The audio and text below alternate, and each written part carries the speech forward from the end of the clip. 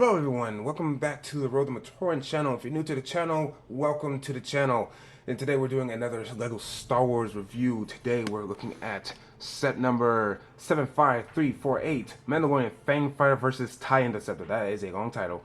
But anyway, piece count is 957 pieces. Ooh, fancy, almost 1,000. Age range is 9+, which I'm well over the age of 9.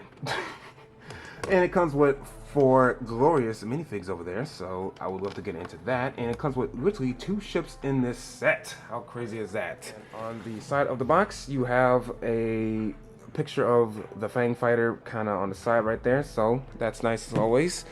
And on the back, some play features just showing you how the cockpit and all that stuff works in there, because you can see you can put the Mandalorian in there, and on the side here you have the actual size of the Mandalorian fleet commander, so you got that in there. So now with that all said and done, let's actually open up this box.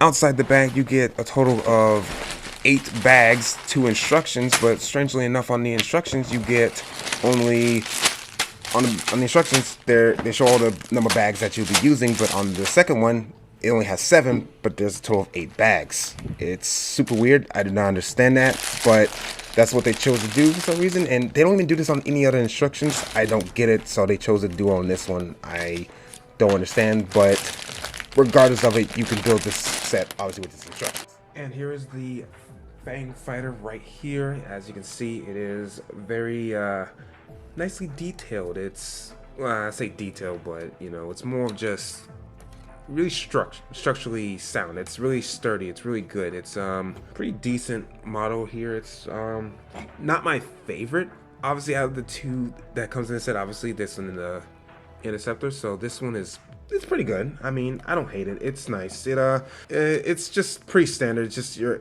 standard colors, just gray and white. Nothing too special right there. So not getting much color variety, but that's what you expect for Star Wars. But you can fit the Mandalorian pilot in there, actually. I don't think you can have his gun in there, but you can have him fit in there, and even with his jetpack. So as you can see, he is in there with his jetpack. You do have to turn his visor down because it does not support that, obviously, because windshield piece is actually printed, so no stickers, thank goodness, because if it had stickers that would be abominable. With the I don't know what year, but that UCS X-Wing was just terrible. But just bring on the shooters, you can shoot them out. They're pretty good. And I guess if you were to have it like this, it almost looks like it's coming out from right here, but not really. But just pretend like you're a kid, you wouldn't notice. But I think that's really good. It does have a pretty, it's good. It's swooshable. You can swoosh this around if you want. It's really good. It's a really sturdy build because most of this thing is just plates stacked on plates. So you really can't go wrong with that. I mean, it's really good. So I definitely say that this is a good. Here we have the TIE Interceptor. I think this is the first time we've seen an Empire TIE Interceptor in a while. That's the Empire colors of the gray and black. The last time we got a TIE Interceptor was, I believe, the last time was in 2006. I think. I am not too familiar. And then the one time before that was back in 2000 with the UCS one, so it was a long time since we got a TIE Interceptor by itself. And obviously this is the main highlight of the set. This is where you really pay the big bucks to get. You pay for this because this is absolutely pretty freaking awesome, actually. So it is a really nice build. It's really detailed. It's very detailed. It looks like what it is, a TIE Interceptor, and it's really good. Nice plating on the sides right here and right there as well. It's really detailed. It really does look like the TIE Interceptor in the movies. It's really accurate to that look, of course, because that's what it is. And it's pretty sturdy. And yes, obviously the spring-loaded shooters, you know how they work, obviously. So yep, it's right there. They're in green because that's the color of their blasters. So there you go with that. And look at the back. It's really nice looking. It's not too ugly. It's just obviously a lot of pieces, of course, but it's not ugly though. It's not bad. It's like you look at the back and it looks good. It looks like what it's supposed to be. It's not like just jumbled mess of nonsense going on in the back. So it's really good looking on that. And we can obviously fit our I'm about to say stormtrooper, but our, you know, TIE pilot, which I think they can have the blaster, but I'd rather just take it off. There you go. They're in. It's nice, and that's really about it. So I can even stand up like this if you want. I don't know who would do that, but honestly, the only real problem is I feel like if you don't have a stand, which I don't either, obviously, because you can put it down like this and it kind of bends these pieces right here. I mean, I feel like right there you can see it kind of bending on each side, so I don't really like that too much. Personally, until I get an actual stand for it, I'm just gonna kind of just have it like that, where I can just, I know it's gonna look ridiculous, but I don't want it to bend and I don't want it to look really ugly like years later, so I'm just gonna have it like that for now until I buy an actual stand for it. But for the sake of this review, I am going to, and yeah, as you can see, it's actually kind of breaking apart, so yeah, I would not recommend doing that too much, sitting like this, because this is actually not a really proper way to display it, in my opinion. It is not, so definitely do buy a stand for this if you have the money. If you don't, then I am sorry, because it's like it's not going to be too well for that. I did want to do a quick comparison to the TIE Fighter from 21, actually.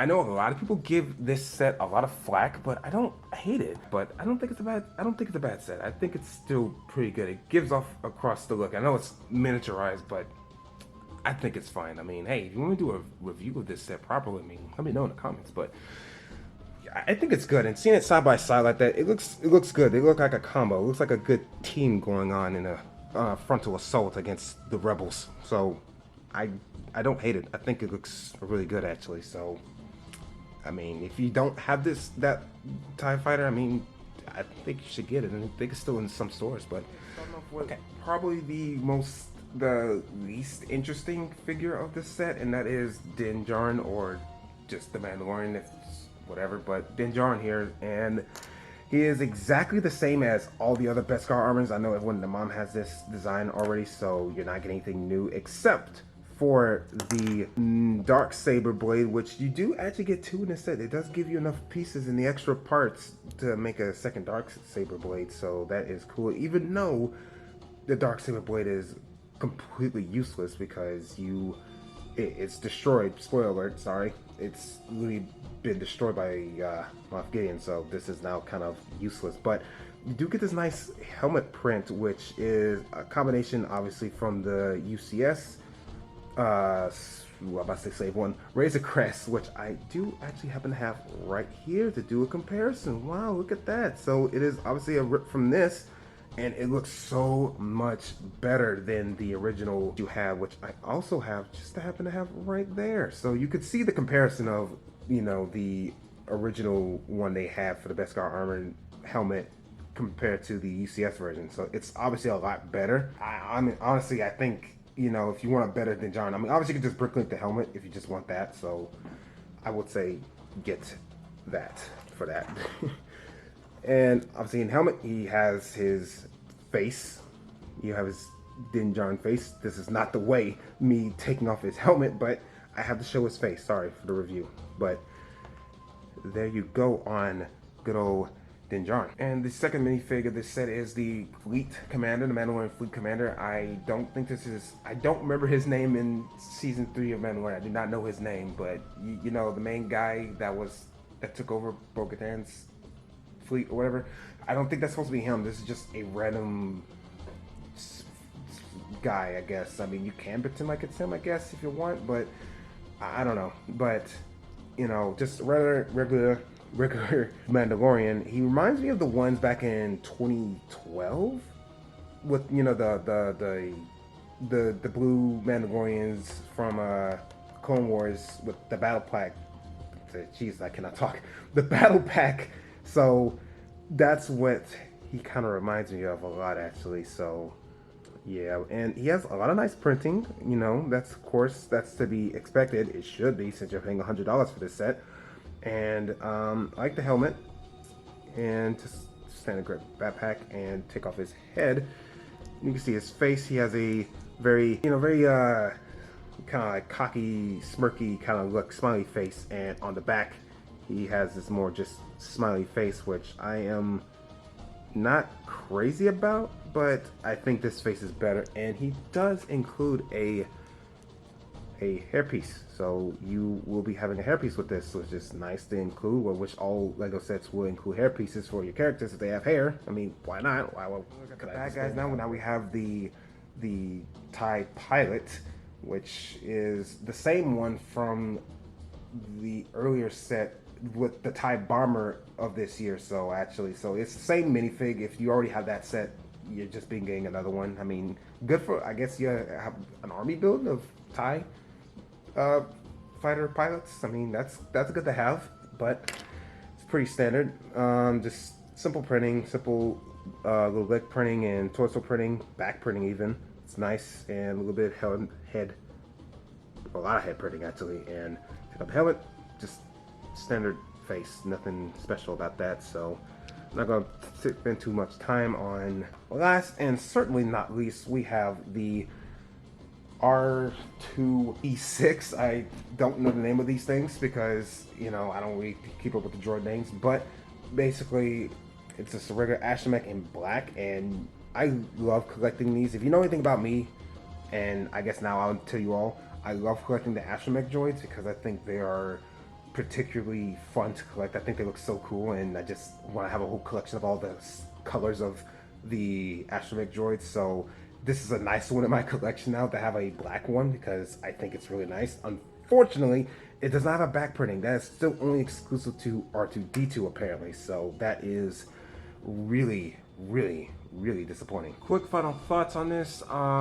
Do I recommend getting this set? Absolutely, I do recommend getting this set. This set does set you back $100 if you did not know, but just in case if you didn't, it is $100. You know, this is not the cheapest set, but it is a really good set because you get really 2 ships in it. And the score I'll actually give it a 9.2 out of 10 because it's actually really good. I think you're getting your money's worth in this set because you're getting 2 ships and 4 relatively good minifigs, and then even with the one with, you know, Din Djarin, you get a new helmet print, which is also really nice. And then nice to get some astromech droids, another Mandalorian, the Darksaber in this set. I mean, it's not perfect, but it's a lot better than the one we had years past. So all around, it's a really good set. This set's good. I don't know if you would use this to get more TIE interceptors. I don't know. I mean, I don't know what you people do. I mean, that would be kind of cool though, to have like a whole bunch of TIE interceptors. But I mean, if you don't have one, I mean, you would get one now getting this set. So, and then plus another ship